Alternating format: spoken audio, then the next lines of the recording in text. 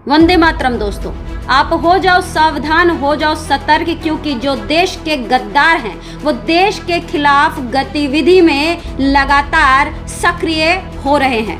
हम ये सब इसलिए बता पा रहे हैं क्योंकि भारत देश में एक आंकड़ा सामने आया है जो ये साबित करता है कि भारत में पाकिस्तानियों की संख्या आए दिन बढ़ती जा रही है, जो कि लगभग 25 करोड़ के करीब बताई जा रही है।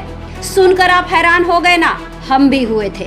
अब इसके पीछे का जब कारण हमने ढूंढने की कोशिश की तो जानकारी मिली कि भारत के जो मुसलमान हैं वो अक्सर क्या करते थे, महिलाएं अपना शौहर पाकिस्तान से ढूंढती थी, जो कि हर साल आते थे और यहाँ एक बच्चा देकर चले जाते थे, जो आंकड़ा बढ़ते बढ़ते बढ़ते बढ़ते अब करोड़ों हो चुका है।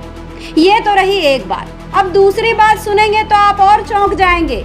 दोस्तों, अब तक तो ये काम मुस्लिम परिवारों के द्वारा किया जा रहा था, लेकिन अब इस काम में हिंदू भी सक्रिय हो गए हैं, जो सनातन का चोला पहनकर इस काम को लगातार अंजाम दे रहे हैं। तो इस बात को हल्के में न लिया जाए, क्योंकि भारत विरोधी गतिविधियों में अभी तक केवल सलमान और अब्दुल का नाम आता था, लेकिन जब से पाकिस्तानी अवैध घुसपैठी सीमा हैदर को शरण देने का काम एक हिंदू परिवार ने किया है, तब से उस देश के गद्दारों में सचिन और नेत्रपाल जैसे लोगों का भी नाम शामिल हो गया है।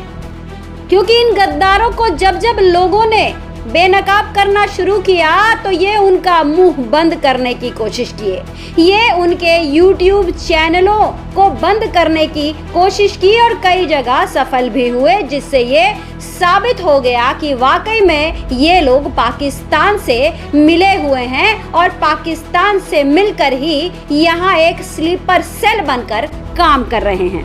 ये वही परिवार हैं जो रहते तो यहाँ पर हैं, पेंशन यहाँ की खाते हैं, राशन यहाँ का लेते हैं कार्ड से, इनके बच्चे स्कूल यहाँ पर पढ़ते हैं और काम करते हैं ये पाकिस्तान के फेवर में। एक चीज जो मेरे अभी बात करते करते मेरी जहन में एक बात आई कि अभी कुछ सालों से भारत ने पाकिस्तान को वीजा देना बंद कर दिया, तो ये पीछे के दरवाजे से यानी कि तारों के नीचे से घुसने लग गए। अब ताजा ताजा आपको मामला पता ही है, सीमा हैदर घुसी है, और ये एक सीमा हैदर नहीं है। मैं आपको बता दूं कि जब अभी 48 घंटे का वक्त दिया गया पाकिस्तानियों को, तो न जाने कितनी सीमा हैदर सामने प्रकट हो गई, जो कि ऐसे ही तारों के नीचे से आई थी। यहाँ पे मैं आपको जोड़ना चाहूंगी कि जो नाजायज औलाद की बात हुई, अभी सीमा हैदर भी बोल रही है कि हमने एक बच्चा पैदा कर लिया, एक बिटिया हुई। एक बात बताइए, जो महिला तलाक लेके नहीं आई, ठीक,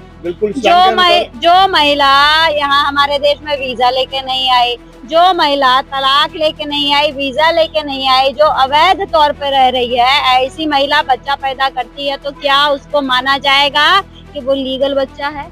देखिए, पहली बात तो ये सब उस वकील की चाल है कि बच्चा हो जाएगा तो मैं यहाँ पर सिटीजनशिप मिल जाएगी, क्योंकि वो जब तक 12-13 साल का बच्चा नहीं होगा उसको कोई भेज नहीं सकता। समझ में नहीं आता शैलेंद्र जी, हमारे देश में जो व्यक्ति रह रहा है, जहाँ नौकरी कर रहा है, जहाँ वकालत कर रहा है, जहाँ की खा रहा है, वो पाकिस्तान की एक महिला के लिए इतना क्यों परेशान है? आपके क्या कारण हो सकता है? पहले हमारे देश में एक जयचंद था, हाँ।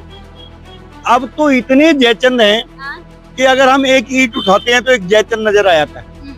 तो इसी तरह से ये जिस थाली में खाते हैं उस थाली में छेद करते हैं, देश को खड्डे में ले जाने का काम करते हैं।